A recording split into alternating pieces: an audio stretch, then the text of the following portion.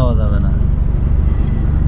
এটা আমার ডান পাশে কেন ছিল মোটরসাইকেল পরে পিছন থেকে আবার ওখান থেকে ঘুরে গেছে আর কি, পিছন থেকে ওখান দিয়ে ঘুরে গেছে।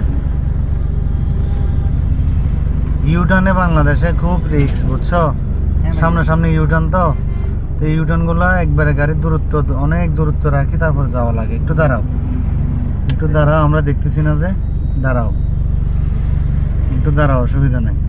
হাই রে পিক আপ রে, সামনে দিয়ে চলে আসলা তুমি, আমরা কেমনে যাব? দাঁড়াও, আমরা দেখতেছি না তো, আমরা দেখতে হবে, না দেখি যাওয়াটা ঠিক হবে না।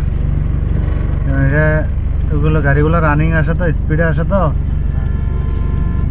বিপদ আসলে বলে আসবে না, ঠিক আছে? ইউটার্নে অনেকগুলো দুর্ঘটনা ঘটায়, সুতরাং আমরা ভালো করে দেখবো।